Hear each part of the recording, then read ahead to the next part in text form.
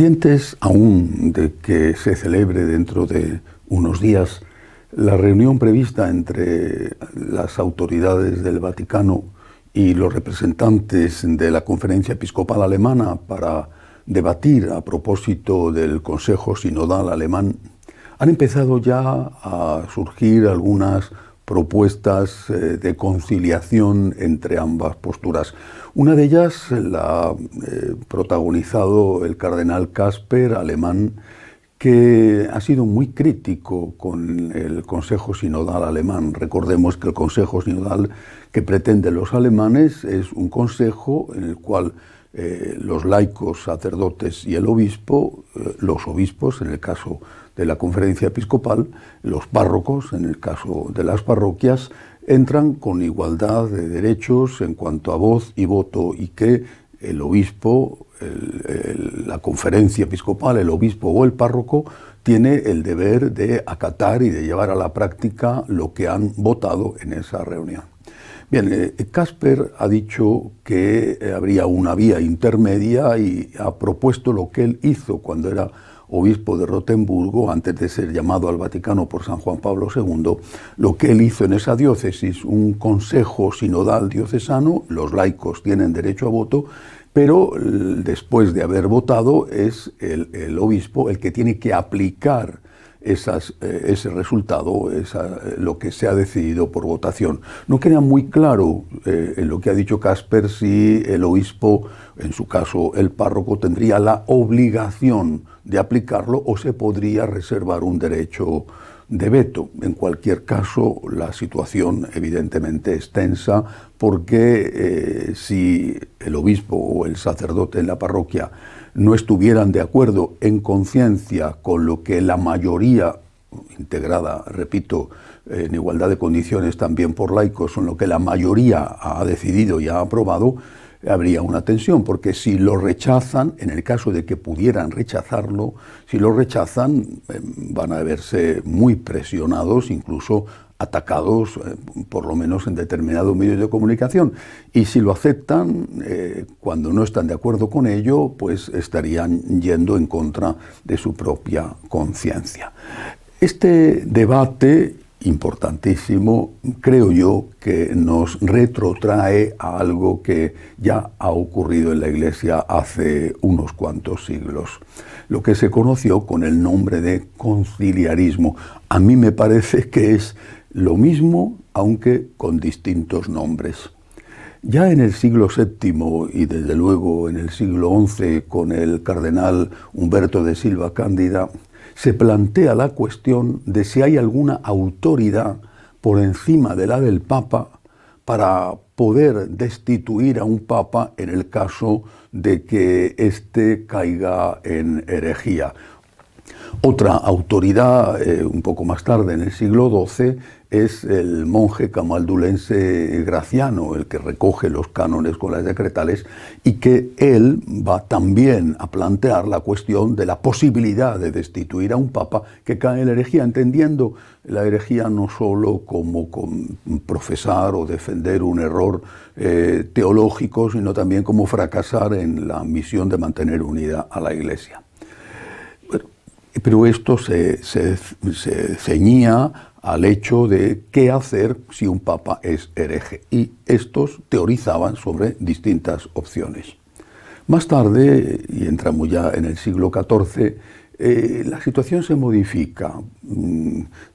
Pensadores importantes de esa época, por ejemplo Marsilio de Padua o Guillermo de Ockham, ya teorizan que el Papa no tiene la autoridad suprema, sino que es el cuerpo, el conjunto, es decir, la cabeza, el Papa con el resto de los miembros, o dicho de otra forma, el Papa con los cardenales o el Papa con el concilio, quien tendría esa autoridad. Y que por lo tanto el Papa, la cabeza, tendría la obligación de llevar a la práctica lo que el conjunto aprobara. Si los cardenales o el concilio dicen una cosa, el Papa no puede oponerse a ello. Estamos hablando ya del siglo XIV. En este contexto, esto eran teorías de algunos pensadores, que por supuesto había otros que opinaban lo contrario. Quizá el más conocido de todos es Guillermo de Ockham, también Marsilio de Padua o Juan de París. Pero en este contexto ocurre algo terrible en la Iglesia, el llamado cisma de Aviñón, en el cual en esa época hay dos papas gobernando la Iglesia, y cada uno consideraba al otro un antipapa. Llegó incluso a haber tres, pues que se elige un tercer papa para que los dos anteriores dimitieran, y al final los otros dos no quisieron dimitir, y hubo un tiempo en que hubo tres papas en la Iglesia. Se reúne un concilio en la ciudad de Constanza, y en ese concilio, centrado sobre todo en el problema de la existencia en ese momento de dos papas, se llega a la conclusión de que el concilio está por encima del papa. Es decir, de alguna manera se aceptan las teorías de Marsilio de Padua o de Guillermo de Ockham. El concilio está por encima del papa, y así el concilio podía destituir a los dos papas y nombrar un tercero, que fue lo que se hizo.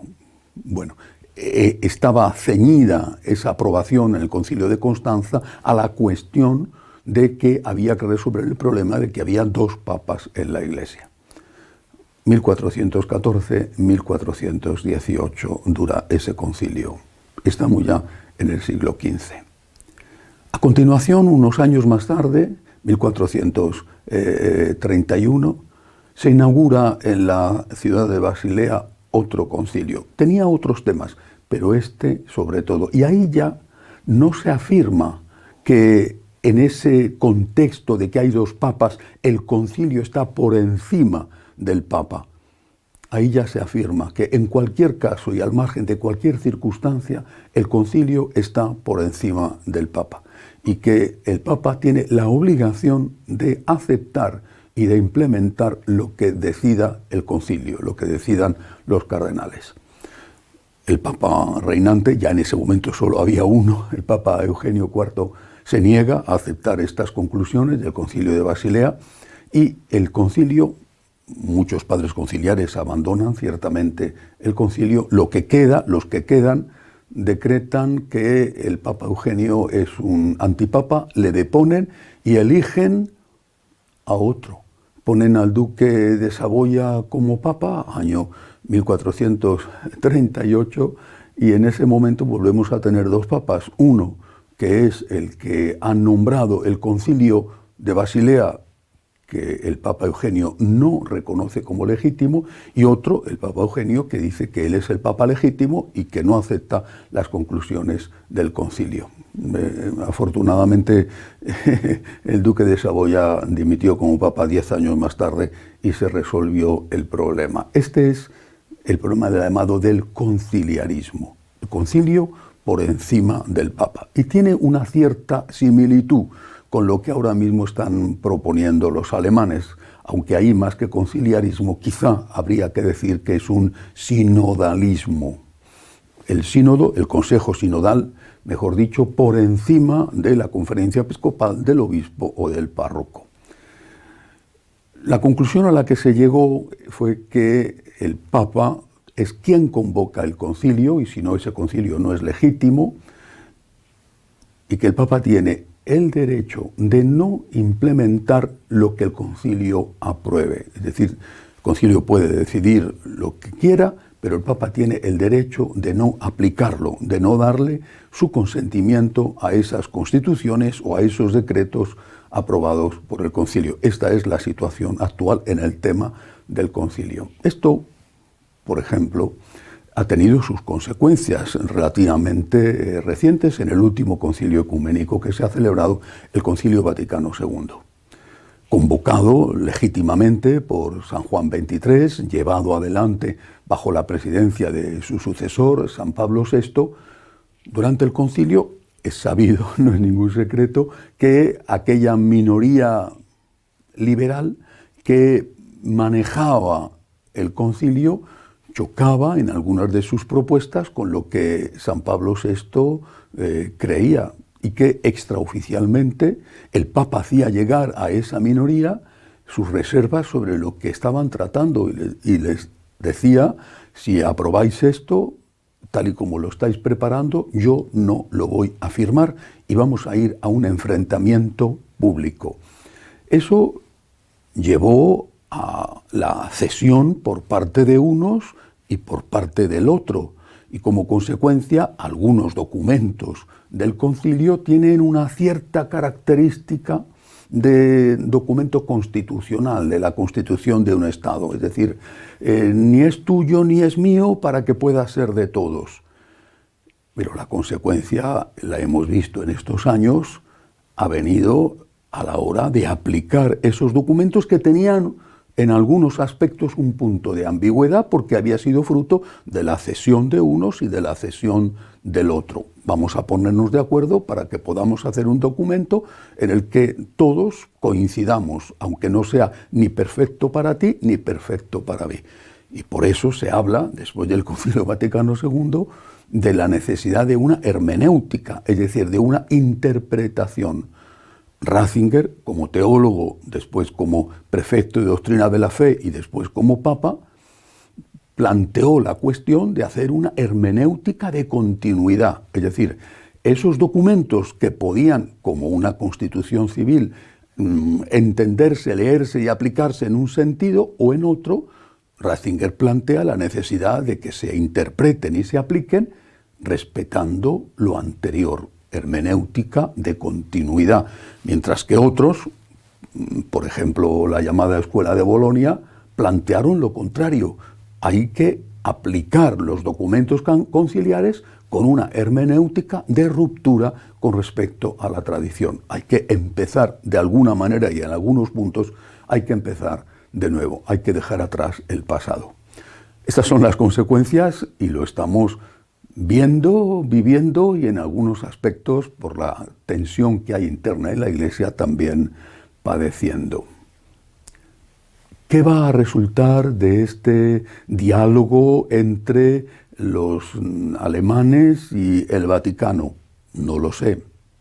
Personalmente creo que sería un error que los sínodos nacionales, diocesanos o consejos parroquiales, que los sínodos dejaran de ser consultivos. Creo que sería un error.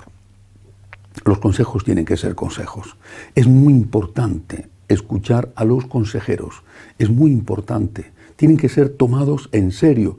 El consejo parroquial, el consejo presbiteral, el consejo episcopal, los consejos de que se rodean las conferencias episcopales tienen que ser escuchados y tomados en serio. Los laicos tienen que ser tomados en serio, y en el consejo, por supuesto, que se puede votar. Pero los consejos tienen que ser consejos. No pueden convertirse en unos órganos que o bien presionen al obispo, al párroco, o bien incluso obliguen para que hagan las cosas en contra de su conciencia. Si los consejos dejan de ser consejos, nos retrotraemos 5 siglos y posiblemente tendremos las amargas consecuencias. Entonces no hay que olvidar que el rechazo por parte de Eugenio IV de lo que se aprueba en el Concilio de Basilea, que el concilio está por encima del Papa en cualquier circunstancia, el rechazo de eso fue el caldo de cultivo del cual surgió más tarde Lutero y la Reforma luterana. Otro asunto que me preocupa mucho: la salud del Papa. Sigue con la bronquitis, él sigue haciendo su programa de audiencias, pero no puede hablar. Pero lo que ocurrió el miércoles a mí me ha resultado muy doloroso. El Papa está con bronquitis. Ha ido a un hospital, al Hospital Gemelli, para ver si tenía o no una neumonía, haciendo un TAC, pero no han dado el resultado de ese TAC, pero desde luego la bronquitis la tiene, y él mismo lo dice, y no puede leer los discursos. En estas condiciones, ¿cómo es posible que le sometan a estar 1 hora o más en la plaza de San Pedro, con el frío que hace, que no estamos en pleno invierno, pero hace frío, a las 9:30 de la mañana, y que le pongan en el papamóvil y que le pasen por la plaza, que el papamóvil no va a toda velocidad, pero al fin se mueve. ¿Cómo es posible que hagan esto con un anciano de 87 años? Si tiene bronquitis, lo normal es que las audiencias, en caso de que él quiera hacerlas, se celebren en el aula Nervi, en el aula Pablo VI, donde están más resguardado. Es lo que yo haría con mi padre. Yo no les pondría con bronquitis y sin poder hablar y con dificultad en la respiración, yo no les pondría al aire frío de la mañana. Me parece, sinceramente, un maltrato. Y solo se me ocurre una cosa, y no es muy halagüeña. Si así le tratan los que supuestamente le tienen que cuidar y supuestamente le quieren, con estos amigos me parece que el Papa no necesita enemigos. Hay que cuidarle. Tiene 87 años y no se le puede exponer y someter a riesgos innecesarios. Si quiere hacer las audiencias, eso es una decisión suya. Si quiere seguir teniendo una visibilidad pública, yo pido por favor que sea en el aula Pablo VI y que no se les ponga al frío para que no sufra más. Rezamos por el Papa. Hasta la semana que viene, si Dios quiere.